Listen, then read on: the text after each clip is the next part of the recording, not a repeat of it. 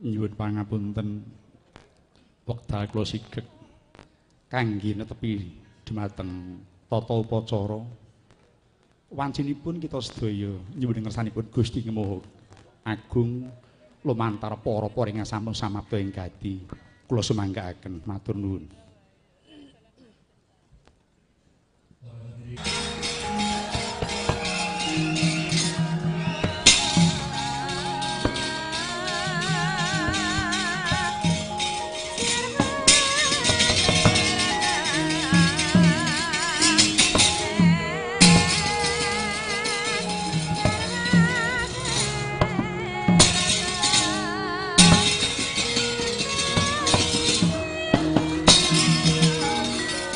Kadangmu padha waranten becik besok hamendemo bares kang prayitna wong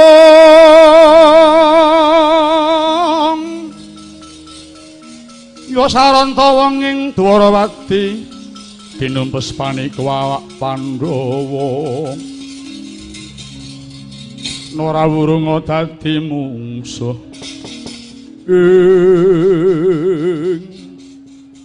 anakku nggih Kartomarma wonten timbalan Paman Pati kowe ngerti dhewe Prabu Kresna ngrimuk marang Ngraka supaya gelem balikke Praja Ngamarta marang Pandhawa nun inggih mongko Ngraka ora kersa ngulungke Praja Ngamarta nek Pandhawa wis bisa ngasorake Kurawa ingkang mangkono Kartomarma kadangmu padha waranden becik kinten padha amendem baris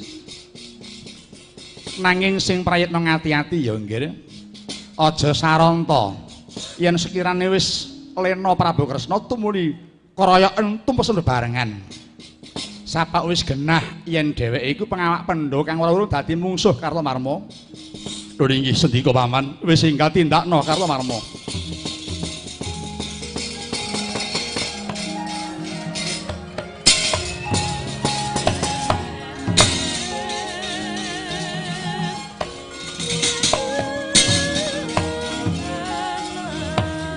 Para Kurawa, ayo ngroyok Kresna para Kurawa. Ayo.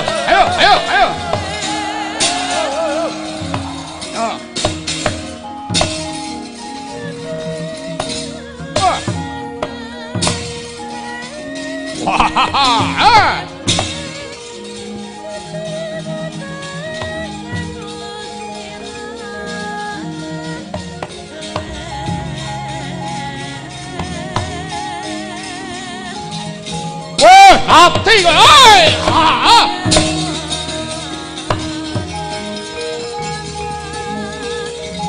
Acor. Ayo, keroyok. Ayo, keroyok. Ayo, keroyok. Ayo,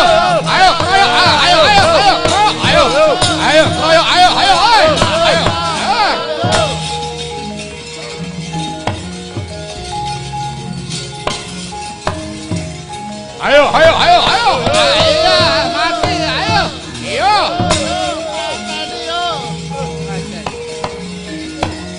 Wah, aduh ya,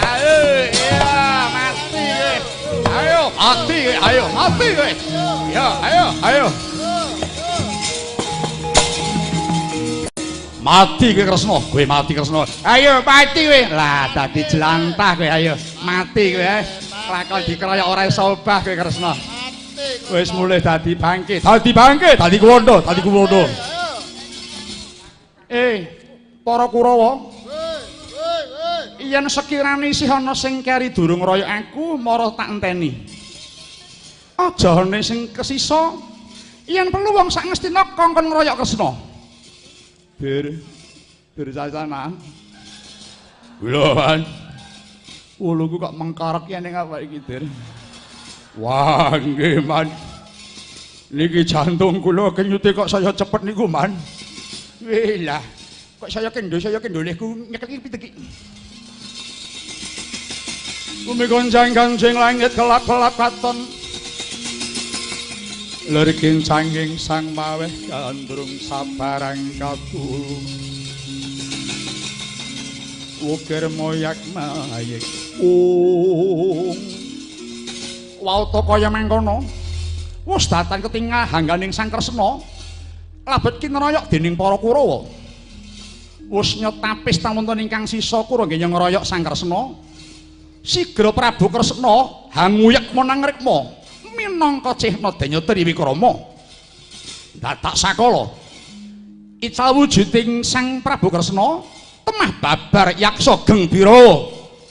Sak gunung, telung gunung, pitung gunung jlek dadi bala srewu. Sigra kiprah ngipataken kang samya ngurbut temah bubar pating balesar. Para Kurawa sami salang tunjang nggih lumajar. Mbok butus para kadang.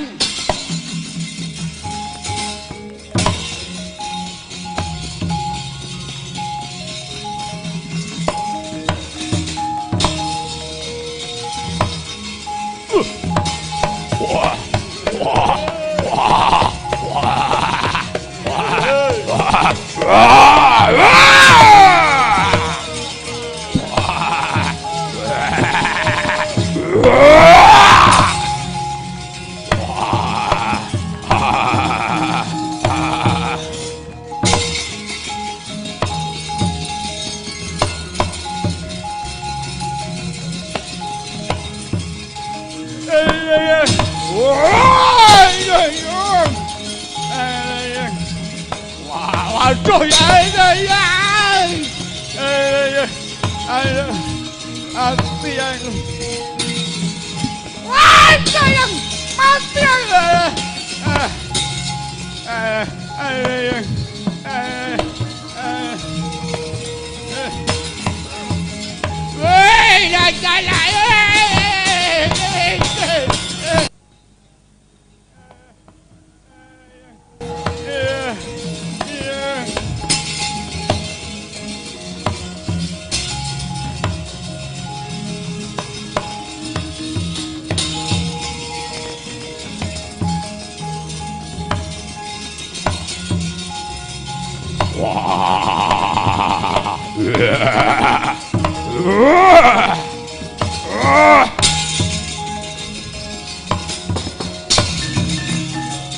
Yaksa Krura kagiri-giri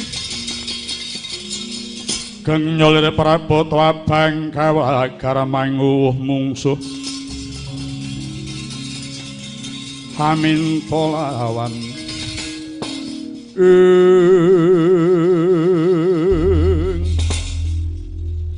ya jagat dewa Bathara jebul Kurawa wis padha niat bakal mateni aku. Oh, Prabu Duryudana, ratu kang ora weruh ing tata krama. Kowe tanpa pitung wangkaling watakmu bisa mahanani perang gedhe. Monggo yen kelakon dadi perangan, para kawula cilik sing ora ngerti apa-apa kepara bakal kena ngaradan. Sing dadi jalaran kuwi mung merga padha rebutan kamukten. Wah, tinimbang nuhake banjir getih padha kadang lu tak gaglak negara Ngastina iki ha.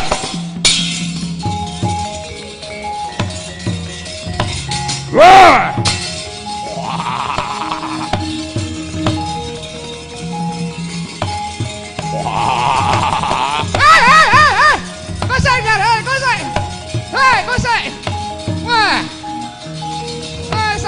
Sabar. Wah.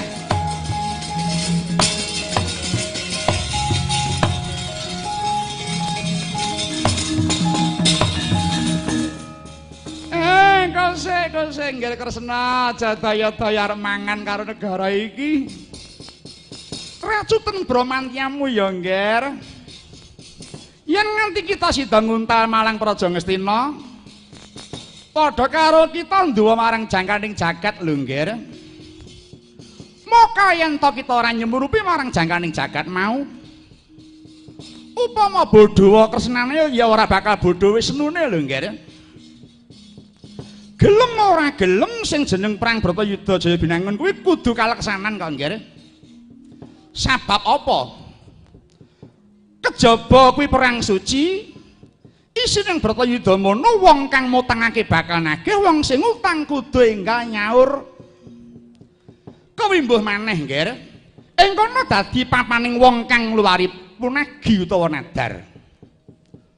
Mula yen nganti kok urungke Bratayuda mau, wah mendah kaya ngapa panjrite kang padha arep nagih lan sing arep ngluwari punagi mau Kresna. Kudu eling, Nger. Waduh, Bekulun.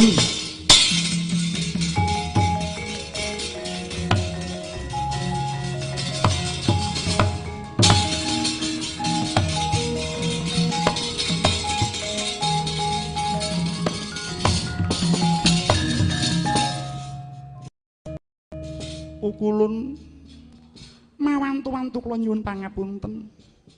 Dening ngantos kula suping Praduk Sina Pekulun. Ya ora dadi baya apa. Tujune kak ulun rawuh iki mau.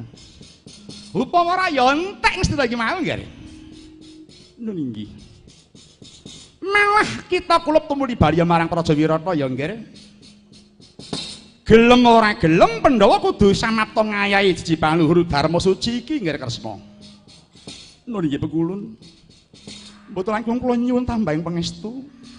Mugi-mugi kula kuwi momong para Pandhawa Pekulun. Jaya Wijaya Jayanti kaki.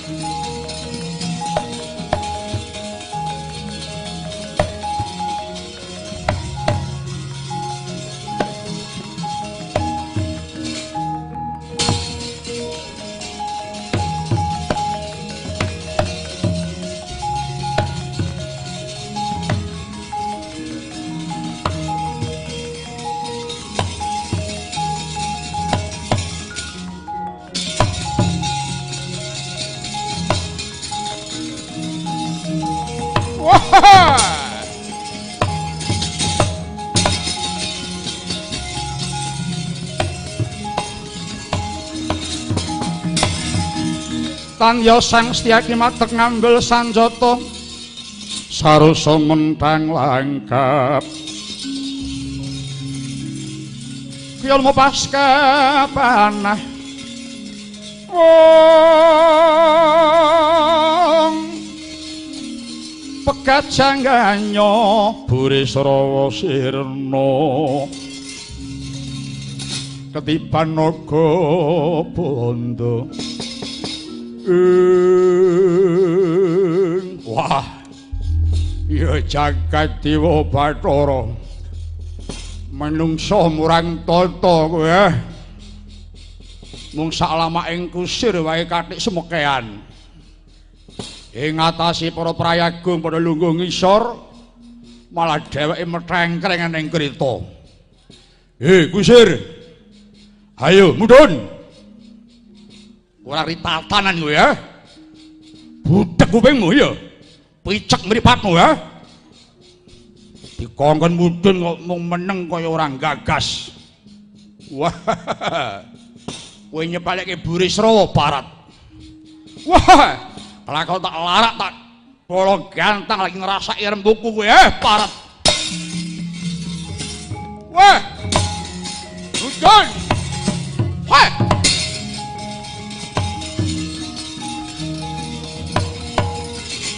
Woi! Yo! Woi! Yang satelek nduparai Barat. Ya, hancur kuandamu. Woi! Jebol dandam. Woi! Woi! Ayo! Wah!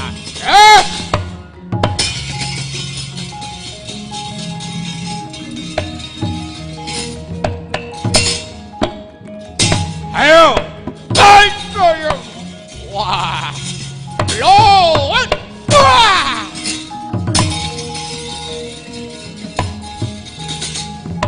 wah, ya, durung kalah le,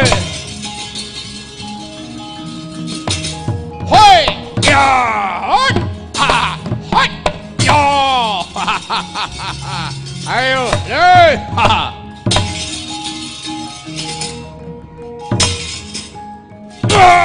Joyong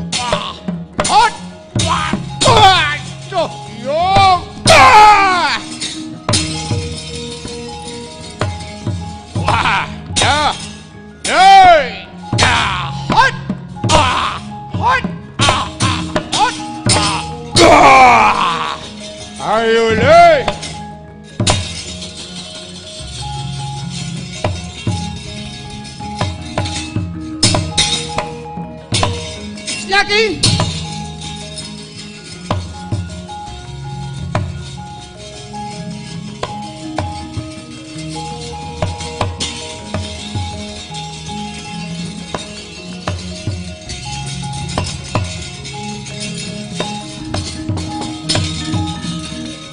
Katengmu padha wranten becik besok hamendemo baris baris kang prayitna yiwa sarantawa ing Dwarawati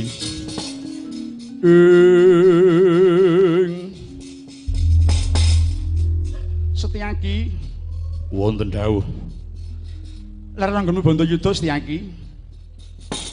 Wah, Kakang Prabu gawe gelo ing atasipun dereng katok kangge kula ngajar Kakang bisa kok dipun pisah.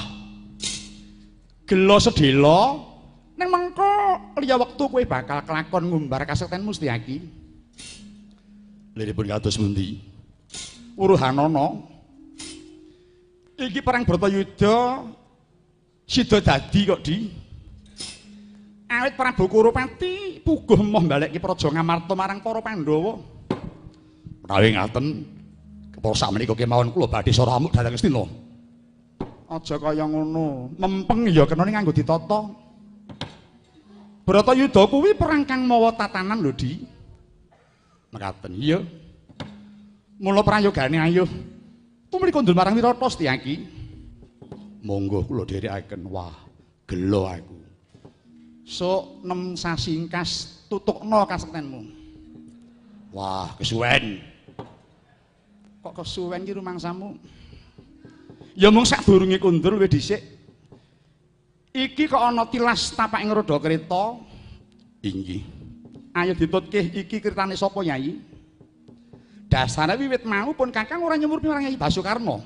Oh ngaten iya. Monggo kula dherekaken ayo. Aja nganti kaya bocah cilik Setyaki. Kula dherekaken kok Prabu.